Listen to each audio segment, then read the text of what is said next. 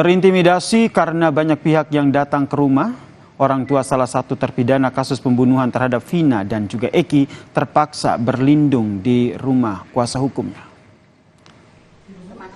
Suratno, orang tua dari Sudirman, terpidana kasus pembunuhan Vina dan Eki, mengaku takut dan tertekan karena banyaknya orang yang mendatangi rumahnya pasca viral film Vina. Karena kondisi ini, saudara, kuasa hukum meminta Suratno dan keluarga untuk tinggal sementara di rumahnya demi keamanan. Kuasa hukum terpidana Sudirman menyampaikan bahwa pihaknya akan berusaha menjaga dan memperjuangkan keadilan untuk kliennya. Tadi teman-teman tahu sendiri, saya dalam kondisi sedang berada bersama teman-teman wartawan. Tiba-tiba Bapak Sudirman datang ke saya. Di polisi datang, kemudian banyak juga wartawan. Dia nggak ngerti mesti bagaimana, dia takut ngomong, dia datang ke rumah saya. Saya juga kaget karena itu juga saya nggak pernah duga. Saya pada akhirnya saya siapkan rumah saya di sini. Bapak boleh tinggal di sini, nggak usah mikirin apa-apa.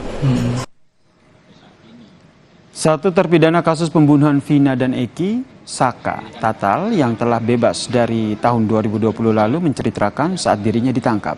Saka Tatal, saudara, yang saat itu masih berusia 15 tahun ditangkap. Di kantor polisi, Saka menyebut diperlakukan tidak manusiawi hingga akhirnya terpaksa mengaku terlibat kasus pembunuhan Vina dan juga Eki. Juga nggak tahu pas saya aja jadi korban salah tangkap. Pas baru nyampe mau nganterin motor udah ada polisi. Saya datengin, saya kan ke situ niat cuma nganterin motor. Malah saya ikut ditangkap juga tanpa sebab apapun, nggak ada penjelasan apapun, langsung dibawa.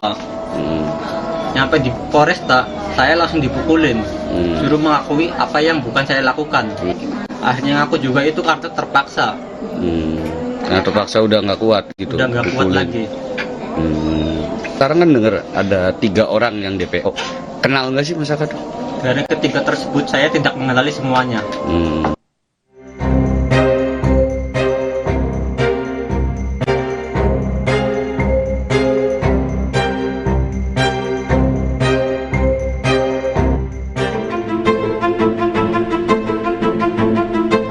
Kuasa hukum terpidana kasus pembunuhan Vina dan Muhammad Rizky atau Eki menyebut banyak kejanggalan dalam kasus ini.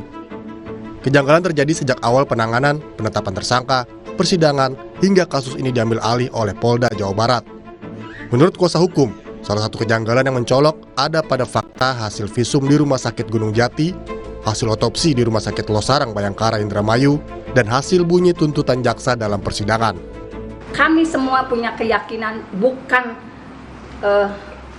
terdakwa yang ada di dalamnya, bukan pelakunya. Ada salah tangkap atau gimana? Kalau kami yakin bukan pelakunya, silahkan dianalogikan sendiri, disimpulkan sendiri. Dari tuntutan dan hasil visum aja sudah sangat jauh berbeda.